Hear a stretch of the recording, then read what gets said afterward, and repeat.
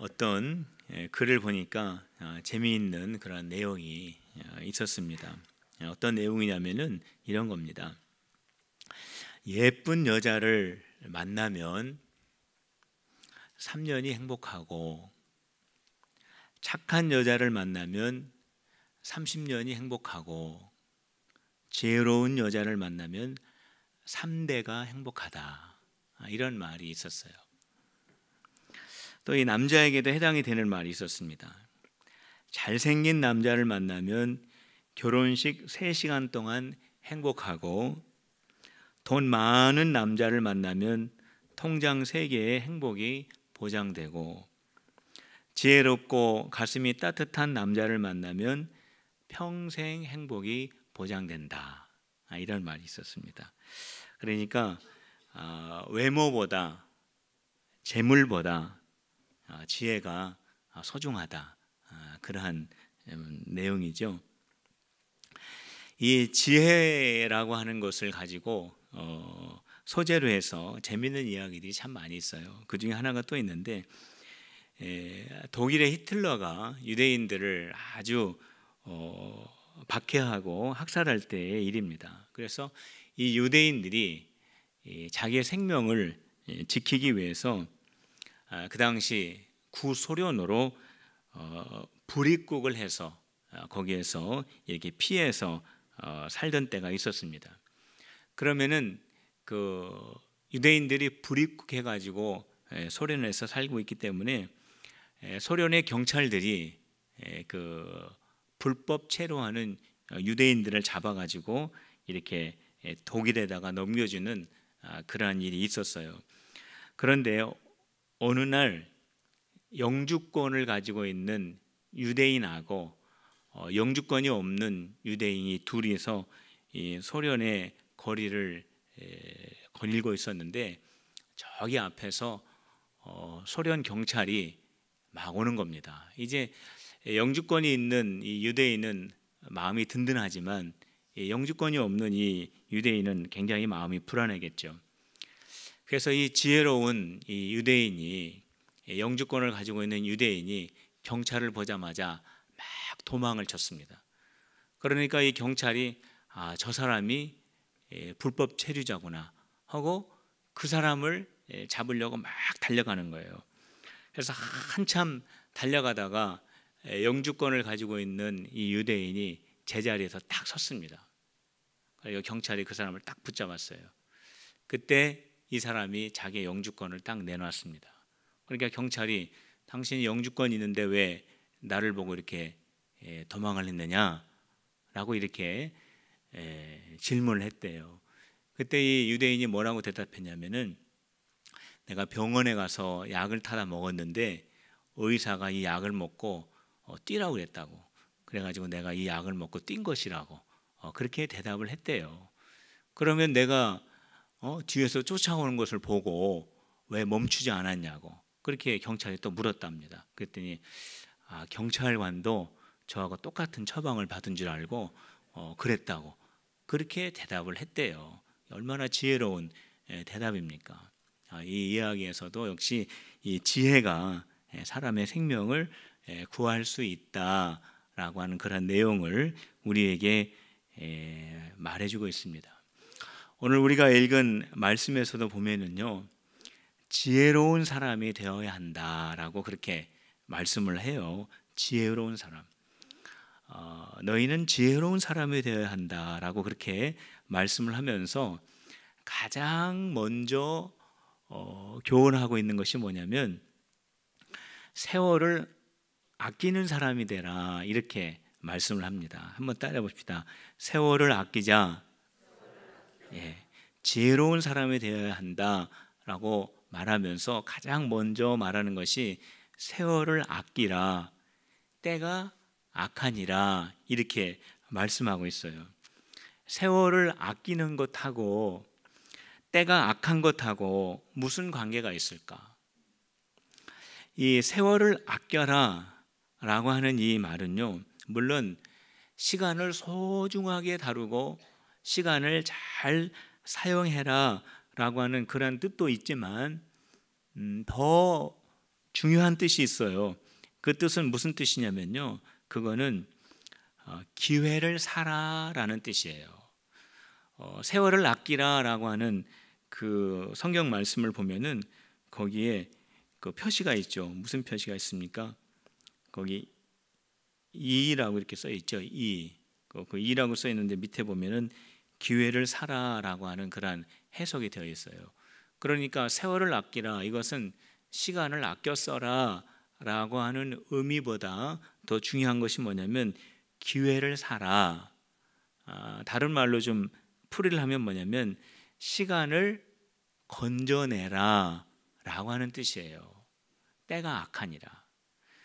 자, 다시 말씀드리면은 이 시대가 악하기 때문에 이 시대 속에, 악한 시대 속에 이 시간들이 너무나 악한 것을 위해서 사용이 되고 있다는 겁니다. 많은 시간들이 악한 것을 위해서 사용이 되어지고 있는데, 바로 그렇게 사용되어지는, 그렇게 흘러가는 그러한 세월 속에서 너에게 주어져 있는 시간들을 건져내서 그 시간을 하나님을 위해서 선한 데 사용하라 라고 하는 그런 뜻이에요. 세월을 아끼라, 때가 악하니라.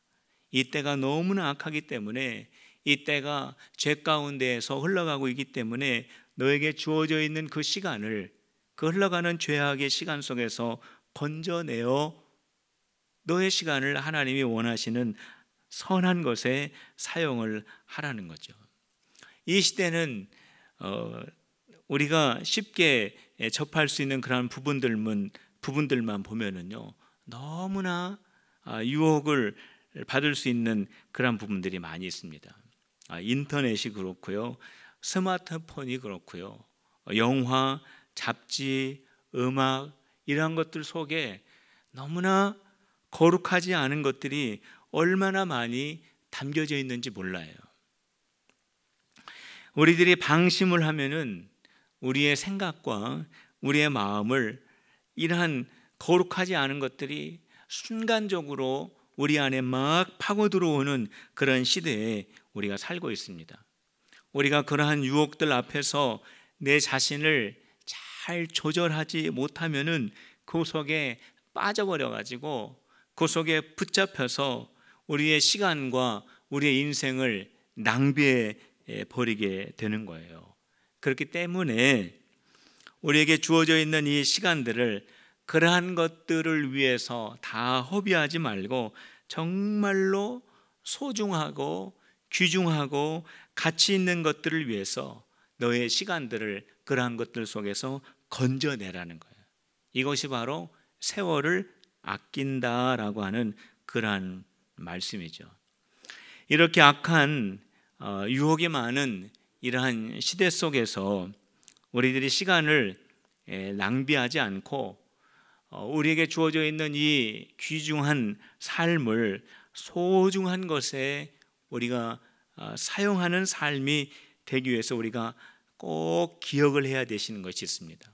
우리가 꼭 기억을 해야 되는 것이 있는데, 그것이 뭐냐면은 하나님이 원하시는 것이 무엇인가, 정말로 하나님이 기뻐하시는 것이 무엇인가, 하나님의 뜻이 무엇인가, 그거를 잊어서는 안 돼요. 우리가 선택해야 될 일들이 많이 있어요. 우리가 결정해야 될 일들이 많이 있습니다. 정말 오른쪽을 선택해야 될까, 왼쪽을 선택해야 될까, 너무나 우리가 선택하고 결정해야 될 순간들이 많죠.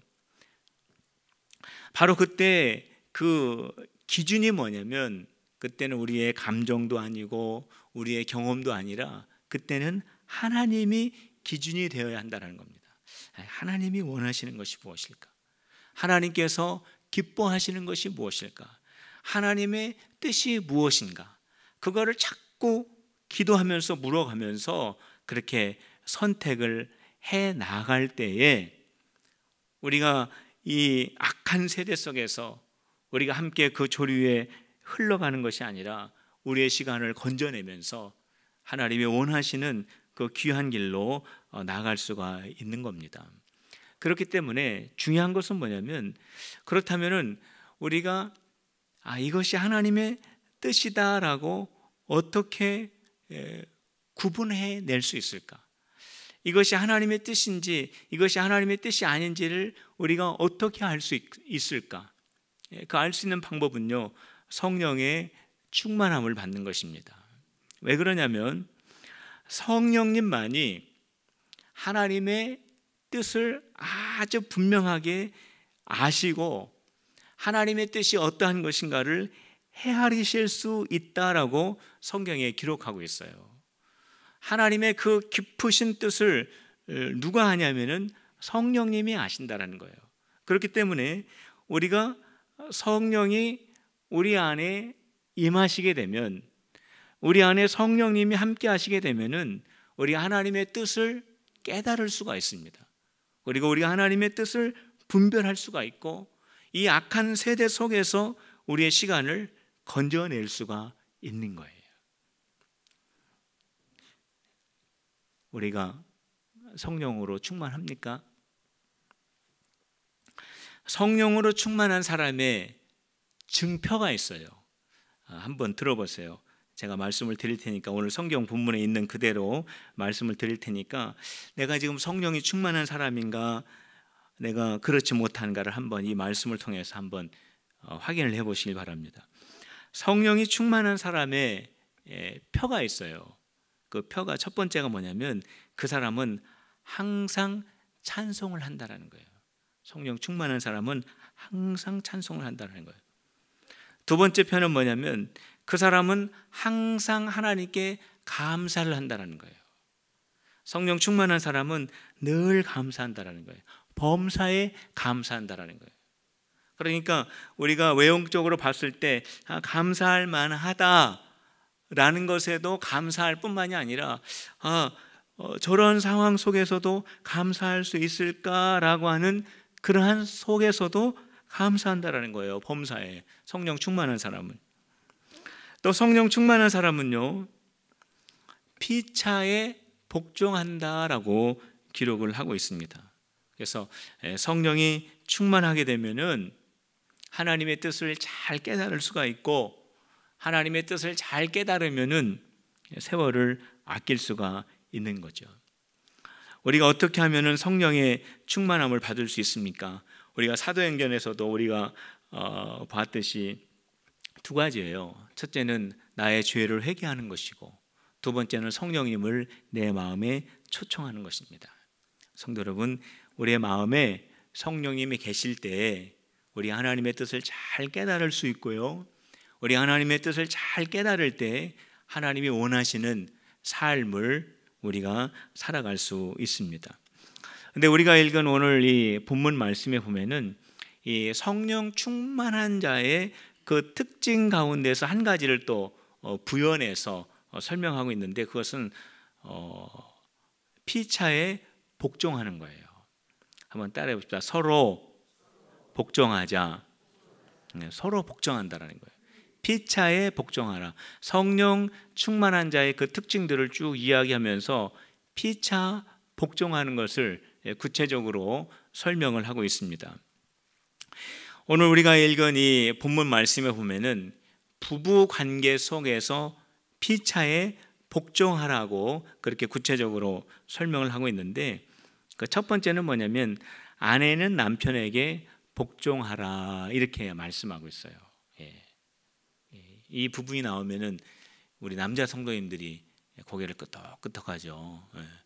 여자 성도님들이 끄덕끄덕해야 되는데 아멘도 여자 성도님들이 아멘 해야 되는데 이럴 때는 꼭 남자 성도님들이 아멘을 하시더라고요. 자, 한번 따라해 봅시다. 아내는 남편에게 복종하자. 할렐루야. 남자분이 더 컸어요, 목소리가. 자, 22절 한번 읽어봅시다. 22절 시작. 아내들이여 자기 남편에게 복종하기를 주께 하듯 하라 이렇게 되어 있어요. 그러니까 이 부부 관계 속에서 아내는 남편에게 복종해야 된다라고 그렇게 말씀하는데 어떻게 복종하라고 하냐면은 예수님에게 복종하듯이 하라는 거예요. 우리 아내들은 남편에게 예수님에게 하듯이 복종하라, 그렇게 말씀하고 있습니다. 자, 그러면은 이 말씀을 들으면은 마음속에 이런 생각이 올라오죠. 그러면 남편이 시키는 것은 무조건 다 해야 되는 것인가? 신앙적이지 않은 것도 복종해야 되는 것인가? 라고 하는 그런 질문이 올라올 수 있게 되죠. 그런데 이 질문에 답을 하기 위해서 피차에 복종하라고 하는 말씀을 우리가 다시 볼 필요가 있습니다. 우리 21절에 그 말씀이 있죠. 우리 21절을 같이 한번 읽어봅시다. 시작. 그리스도를 경외함으로 피차 복종하라, 이렇게 되어 있어요. 그러니까 그냥 피차에 복종하라, 그런 말이 아니라 그리스도를 경외함으로 라고 하는 말씀이 여기 있지 않습니까? 그러니까 피차에 복종하라 라고 하는 이 말씀은 어떠한 의미가 담겨져 있냐면은 서로 그리스도를 경외하는 자들이다 라고 하는 그러한 그 전제가 여기에 담겨져 있는 거예요. 그러니까 우리 부부 사이에 예를 든다면은 부부가 서로 예수님을 경외하는 그러한 신앙인이라고 하는 것을 의미하는 거죠. 예수님을 모르는 사람들과의 관계 속에서 복종하라고 하는 뜻이 아니에요. 이거는 예수 그리스도를 경외하는 신앙인들 사이 속에서 복종하라라고 하는 그러한 말씀이죠. 그러면은 마음속에 또 이러한 질문이 올라오죠. 그러면은 믿지 않는 남편이 말하는 거는 복종하지 않아도 되는가?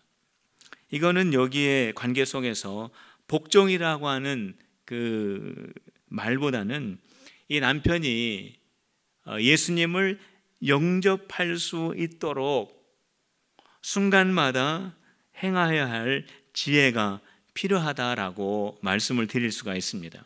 이 지혜는요, 우리가 매일 성경 요즘 잠언서에 말씀을 하고 있는데, 이 지혜는 하나님을 의지할 때에 하나님께서 주시는 것이다 라고 기록을 하고 있어요. 그러니까 하나님께서 우리에게 지혜를 주실 때에 가장 선한 길로 우리가 나아갈 수가 있다라는 겁니다. 자, 아내들이 남편에게 복종하라 이렇게 기록이 되어 있는데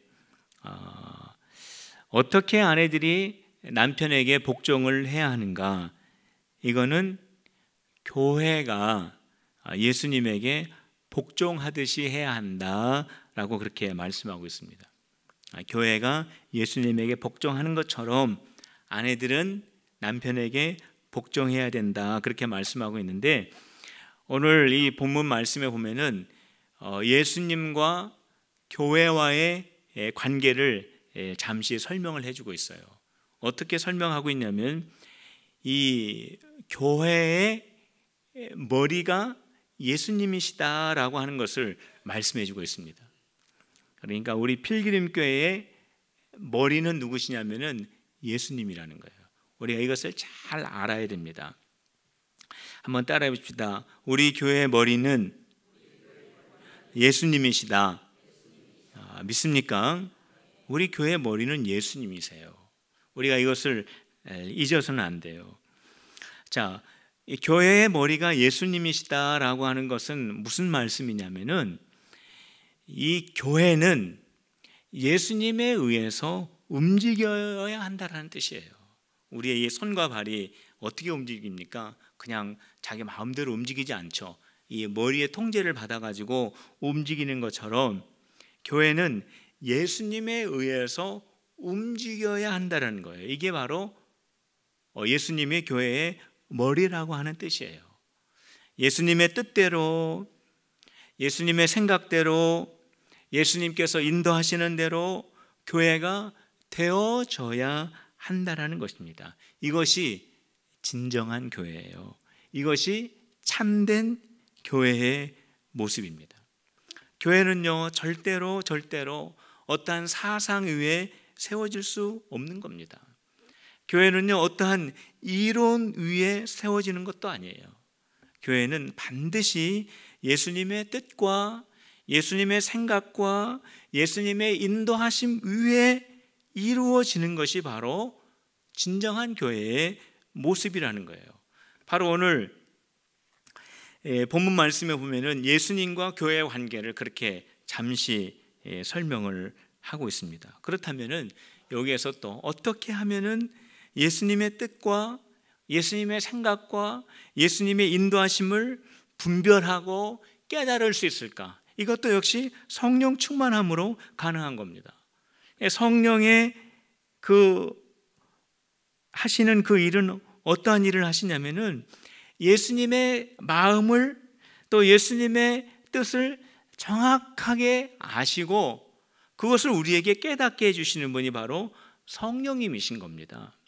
그렇기 때문에 우리 필그림 교회가 우리 예수님이 원하시는 교회가 되기 위해서 가장 먼저 해야 될 것이 뭐냐면 우리 각자가 성령의 충만함을 받는 거예요.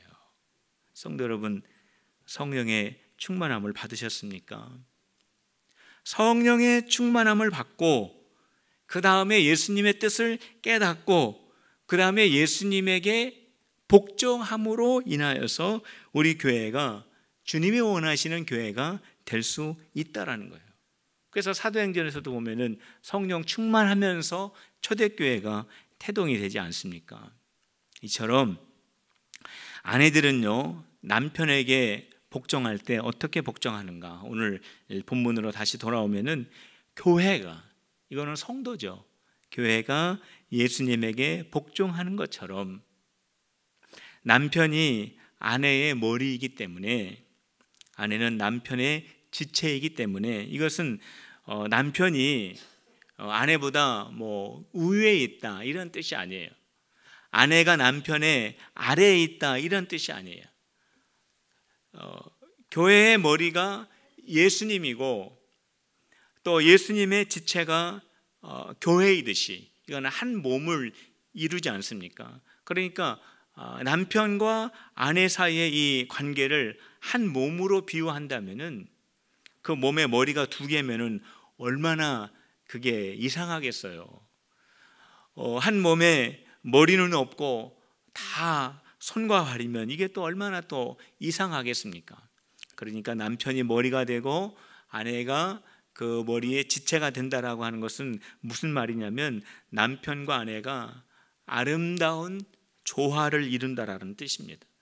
온전한 부부가 될 수 있도록 하는 것 중에 첫 번째가 아내가 남편에게 죽게 하듯 복종하는 것이다 라고 하는 그런 말씀을 하고 있는 거죠.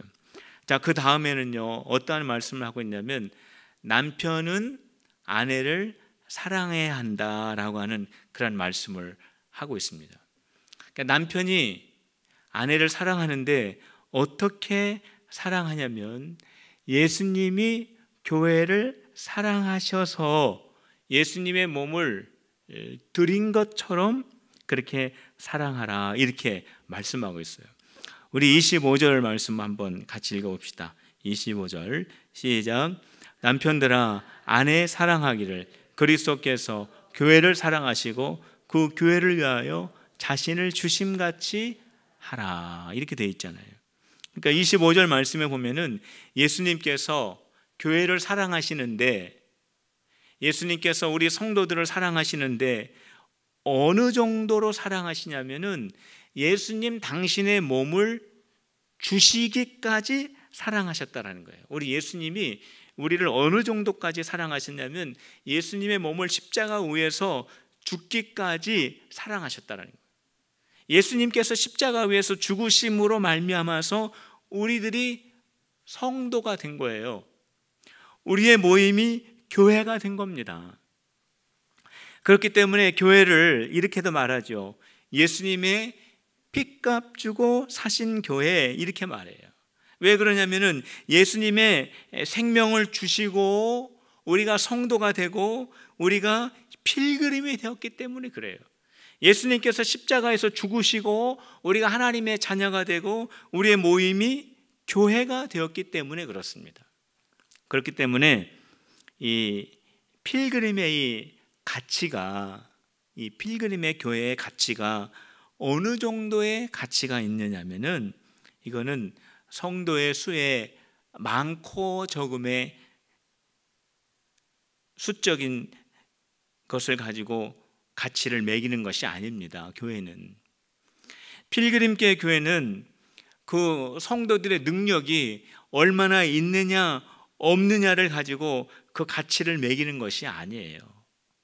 필그림교회 가치는 교회 건물이 어떠하느냐를 가지고 그 가치를 매기는 것이 아닙니다. 필그림교회 가치는 어느 정도의 가치가 있냐면은 십자가의 사랑의 가치가 있는 거예요. 우리 필그림교회가 가치 있는 이유는 십자가의 사랑 때문이에요. 왜냐하면은 예수님의 십자가로 말미암아서 우리 교회가 세워졌기 때문에 그래요. 한번 따라해 보십시다. 필그림 교회는 십자가의 사랑 위에 세워졌습니다. 믿습니까? 우리 교회는 십자가 위에 세워진 교회예요. 우리 예수님께서 십자가에서 피 흘리셔서 우리 교회가 그 위에 세워진 것이 우리 필그림 교회예요. 그래서 우리 필그림 교회가 지켜야 할 것이 있어요. 우리 필그림 교회가 꼭 지켜야 될 것이 있는데 그게 뭐냐면 십자가의 사랑입니다. 성도 여러분, 우리 십자가의 사랑을 꼭 지키는 우리 교회가 되시기를 주님의 이름으로 축원합니다. 이 십자가의 사랑이 없는 교회는요, 교회가 아니에요. 십자가의 사랑이 없는 성도는요, 성도가 될 수가 없습니다. 이 십자가의 사랑이 있어야 그 교회가 교회고, 주님이 찾으시는 교회고, 주님이 원하시는 교회예요. 십자가의 사랑이 있는 성도가 주님이 찾으시는 성도고, 주님을 기쁘시게 하는 성도고, 우리 주님이 우리에게 원하시는 성도예요. 우리 예수님이 우리에게 원하시는 것은 다 필요 없어요. 우리 안에 십자가의 사랑이 있느냐 없느냐, 우리 필그림교회 우리 주님이 원하시는 것은 아무것도 없습니다. 우리 필그림교회 안에 십자가의 사랑이 있느냐 없느냐, 그게 제일 중요한 거예요. 십자가의 사랑이 뭡니까? 죽는 거예요. 우리 예수님께서 십자가 위에서 죽으셨잖아요. 십자가의 사랑은 뭐냐면 내가 죽는 겁니다. 이 남편들은 어떻게 아내를 사랑해야 되냐면은 예수님이 교회를 사랑하셔서 십자가 위에서 당신의 몸을 드리기까지 한 것처럼 남편들은 아내들을 어떻게 사랑하냐면은 자기의 생명을 드리기까지 사랑해야 한다는 거예요. 우리 남편 되시는 성도 여러분, 아내에게 생명을 드리기까지 사랑하고 있습니까? 이거는 무슨 뜻이냐면은 완전히 헌신한다는 뜻이에요. 내가 아내를 위해서 완전히 헌신하는 그러한 사랑을 한다라고 하는 그러한 의미입니다. 어떤 회사에서요, 임원을 뽑을 때 회장님이 그 임원되는 후보자들을 다 이렇게 초청해 가지고 식사를 한다고 합니다. 그런데 꼭 부인을 데려오라고 그렇게 말을 한다고 해요. 왜냐하면은 그 부인 얼굴을 보면은 그 임원 후보들이 이제 그 부인을 데리고 오면은 그 부인의 얼굴을 보면은 그 남편이 가정에서 어떻게 하는지를 단번에 알 수 있기 때문에 그렇다고 합니다. 그 부인의 얼굴이 밝으면은 그 남편은 가정에서 자상한 남편이고, 그 부인의 얼굴이 어두우면은 그 남편은 집안에서 무관심한 남편이라는 것을 알 수 있기 때문에 그렇죠. 그래서 그 회장님이 그 최종 그 임원 후보자들을 놓고 선택을 했을 때 아내의 얼굴이 가장 밝은 그 사람을 선발을 한다는 거예요. 참 지혜로운 그러한 방법이라고 생각을 합니다. 이 남편들이 아내를 또 어떻게 사랑해야 하느냐면요, 자기의 몸을 사랑하는 것처럼 아내를 사랑해야 한다라고 말씀하고 있어요. 왜냐하면 아내의 몸은 곧 남편의 몸이기 때문이다라고 그렇게 기록을 합니다. 이 말씀이 어디에 나오는 말씀이냐면은 창세기 2장 24절에 나오는 말씀이에요. 거기 보면은 이러므로 남자가 부모를 떠나 그의 아내와 합하여 둘이 한 몸을 이룰지로다 이렇게 되어 있어요. 자, 이 말씀은 누가 하신 말씀이냐면은 아담과 하와를 창조하신 후에 하나님께서 하신 말씀이에요. 남자가 있고 여자가 있는데 이 둘이지 않습니까? 이 육체적으로. 그런데 이 둘이 합하여서 한 몸이 된다라는 거예요. 이 한 몸이 된다라는 것은 무슨 말이냐면은 같은 몸이 된다라는 거예요. 그러니까 남편이 아내를 사랑할 때 어떻게 어떠한 마음을 가지고 사랑해야 하냐면은 이 아내는 나의 몸이다. 내가 이 아내를 사랑하는 것은 곧 내 자신을 사랑하는 것이다 라고 하는 그러한 마음을 가지고 사랑해야 한다라고 하는 그러한 말씀입니다. 결론적으로 말씀을 드리면은 우리는 예수님을 영접해서 예수 그리스도 안에서 새로운 사람들이 되었어요. 새로운 피조물이 되었어요. 우리 주님께서 우리에게 기대하시는 것은 어떠한 것이냐면 이 악한 세대에 섞여 살지 말고 이 세대 속에서 너희들에게 준 그 시간들을 건져내어 서로 복종하며 아내는 남편을 복종하고 남편은 아내를 사랑하는 그러한 삶을 살라고 우리에게 말씀해 주고 있습니다. 이것이 바로 그리스도 안에서 저와 여러분들이 살아가야 하는 그러한 모습인 것입니다. 우리 모두가 예수 안에서 새로운 삶을 살아가는 우리 성도들이 다 되시기를 주님의 이름으로 축원합니다. 오늘 이 시간에 우리 기도하도록 합시다. 우리 한음성으로 기도할 때 우리의 이 시간을, 우리에게 주어져 있는 이 시간을 서로 복종하며 서로 사랑하는 그러한 시간이 되게 하옵소서. 우리 한음성으로 우리 다 같이 기도하도록 하겠습니다. 할렐루야. 하나님 아버지, 저희들에게 허락